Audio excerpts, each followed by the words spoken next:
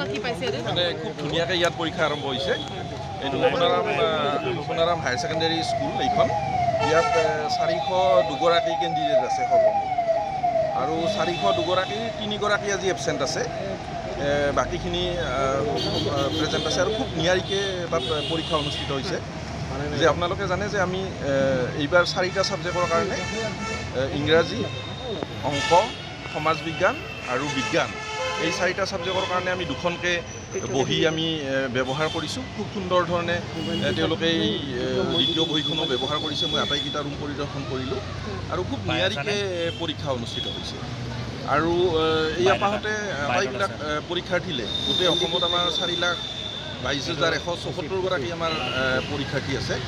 আটাইকে এই আপাহতে তেওঁলোকক সকলো পৰীক্ষাৰ্থী, তেওঁলোকৰ গাৰ্জেন, শিক্ষক শিক্ষয়িত্ৰী আৰু এই প্ৰক্ৰিয়াৰ লগত জড়িত আটাইবিলাককে লগতে সমূহ ৰাইজলৈ আমি এই পৰীক্ষাটো সুকলমে অনুষ্ঠিত কৰিবলৈ সহায় কৰিবলৈ আহ্বান জনাইছোঁ আৰু সকলোকে শুভেচ্ছা জ্ঞাপন। নতুন শিক্ষানীতি মানে ধৰ যিটো কিছুমান নিয়ম আনি দিছে বা যেনেকৈ দুখনকৈ আনচাৰ চিট থাকিব, এই ধৰণৰ অবজেক্ট থাকিব, ইয়াৰ কাৰণে আমাৰ ষ্টুডেণ্টসকলে তেওঁলোকে একেবাৰে অসুবিধা পোৱা নাই। বৰং তেওঁলোকক মই এতিয়াও সুধিছোঁ, সোধোতে তেওঁলোকে কৈছে যে খুব সুবিধাজনক হৈছে। এইকাৰণে সুবিধাজনক হৈছে যে প্ৰথমখন বহীত যিখন 8 পেজৰ বহী আছে, সেই বহীখনত আমি অকল অবজেক্টিভ টাইপৰ প্ৰশ্নখিনিৰ উত্তৰ কৰিবলৈ ব্যৱস্থা ৰাখিছোঁ।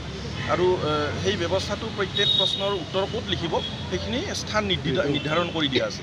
গতিকে তেওঁলোকৰ কাৰণে খুব সুবিধাজনক হৈছে এই কথাটো। আৰু লগতে ইভালুৱেশ্যনৰ কাৰণে পৰৱৰ্তী সময়ত যেতিয়া ইভালুৱেশ্যন কৰিব, আমাৰ ইভালুৱেটৰসকল, যাক আমি এক্সামিনাৰ বুলিও কওঁ, এক্সামিনাৰসকলৰ কাৰণে বৰ সুচল হ'ব। ছাৰ, মেথছৰ যিখন পেপাৰ MCQৰ 45 মিনিটছত অকণমান সমস্যা হ'ব বুলি অভিভাৱকসকলেও কৈছে। 45 মিনিটছটো ষ্ট্ৰিক্ট নহয়, সময়টো ষ্ট্ৰিক্ট নহয়। তাৰমানে 9:45 মিনিটত আমি দ্বিতীয়খন বহী দিব কৈছোঁ। তাৰ অৰ্থ এইটো নহয় যে তেওঁ প্ৰথমখন বহীত উত্তৰ কৰিব নোৱাৰিব, সেইটো নহয়। কাৰণ 9:45 মিনিট হোৱাৰ লগে লগে তেওঁ হাতত দুখন বহি পৰিলে তেওঁ যিখনত মন যায় সেইখনত উত্তৰ কৰিব। মানে 3 ঘণ্টাৰ ভিতৰত 3 ঘণ্টাৰ ভিতৰত তেওঁ সম্পূৰ্ণ কৰিব। আৰু নাওবৈচাত এখন বিদ্যালয়ত ইতিমধ্যে এডমিট কাৰ্ড হয়, যোৱাকালি আমি বাতৰিত দেখিছোঁ সেইটো। এতিয়া আপোনালোকে জানে যে কেণ্ডিডেট এজন হ'বলৈ তেওঁ 2 বছৰ আগতে ক্লাছ 9ত তেওঁ ৰেজিষ্ট্ৰেশ্যন হ'ব লাগিব বৰ্ডত। ৰেজিষ্ট্ৰেশ্যন হোৱাৰ পিছত তেওঁ ক্লাছ 9ত ৰেজিষ্ট্ৰেশ্যন হ'ব। পৰীক্ষাত উত্তীৰ্ণ হৈ তেওঁ পিছৰ বছৰ ক্লাছ 10 পাব। আৰু ক্লাছ 10ত তেওঁ যেতিয়া এপ্লাই কৰিব পৰীক্ষাৰ কাৰণে, তেতিয়াহে আমাৰ কেণ্ডিডেট হ'ব আৰু তেতিয়াহে এডমিট কাৰ্ড যাব। গতিকে 4,22,174গৰাকী কেণ্ডিডেটে তেনেধৰণে এপ্লাই কৰি পাইছে।